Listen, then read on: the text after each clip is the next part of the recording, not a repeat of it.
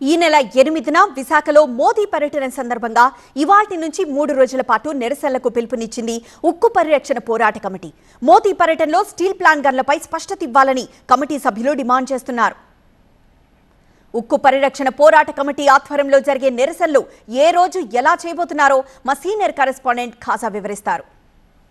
ప్రధానమంత్రి నరేంద్ర మోడీ విశాఖ పర్యటన నేపథ్యంలోనే ఉద్యమ కార్యాచరణను విశాఖ ఉక్కు పరిరక్షణ పోరాట కమిటీ ప్రకటించింది. ఇదే అంశంపై మనతో మాట్లాడేందుకు పరిరక్షణ పోరాట కమిటీ చైర్మన్ సిహెచ్ నరసింహరావు ఉన్నారు.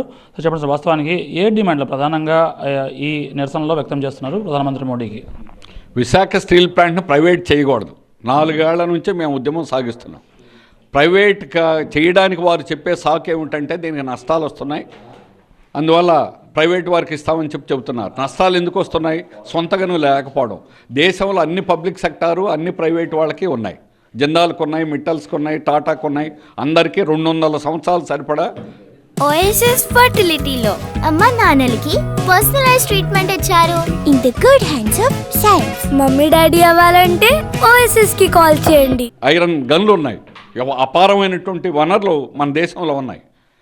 అలాంటి వాటిని విశాఖ స్టీల్ ప్లాంట్కి ఎందుకు ఎవరని అడుగుతున్నాం. కార్యాచరణ ఏ విధంగా ఉంటుంది? ఏ రోజు ఎటువంటి నిరసన ప్లాన్ చేశారు? ఈ రోజు నుంచి 4వ తేదీ ఈరోజు అన్ని హెచ్ఓడి కార్యాలయాల దగ్గర ఇప్పుడు ధర్నాలు జరుగుతూ ఉన్నాయి. స్టీల్ ప్లాంట్ లోపల ప్లాంట్లోనే కార్మికులందరూ నల్ల బ్యాడ్జీలతో నిరసన తెలియజేస్తున్నారు. కార్మికులందరూ అందులో పాల్గొంటూ ఉన్నారు. ఇది ముఖ్యమైనటువంటి కార్యక్రమం. అట్లాగే 6వ తేదీన ఉదయం అక్కడి నుంచి కూడా ప్లాంట్ నుంచి కూడా కార్యక్రమం ఉంటుంది. అక్కడ నిరసన ధర్నా కూడా 1500 మందితో అక్కడ వేలాది మందితో ధర్నా జరుగుతుంది కోర్మనపాలెం దగ్గర. దానికంటే చెలో కలెక్టరేట్ అనేటువంటిది 6వ తేదీన ఉదయం 8:30 గంటలకు కోర్మనపాలెం దగ్గర బయలుదేరి కలెక్టరేట్కి 10 గంటలకు రావడం అనేటువంటి జరుగుతుంది. ఆ విధంగా కలెక్టరేట్కి నిరసన తెలియజేయడానికి మోడీకి నిరసన తెలియజేసే కార్యక్రమంలో భాగంగా పిలిపించారు.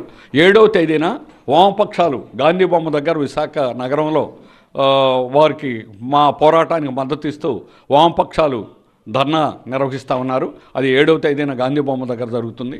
ఆ రకంగా దఫాలు స్టీల్ ప్లాంట్ను ఆదుకునే బాధ్యత పూర్తిగా మేము తీసుకుంటామని రాష్ట్ర ప్రభుత్వం చెబుతోంది, కూటమి ప్రభుత్వం. మరోవైపు కేంద్రం నుంచి కూడా ఆర్థిక ప్యాకేజీ ఇచ్చేందుకు సానుకూలంగా ఉందని చెప్తోంది. అయినా సరే మీరు నిరసనలకు ఇవ్వడానికి కారణం ఏంటి?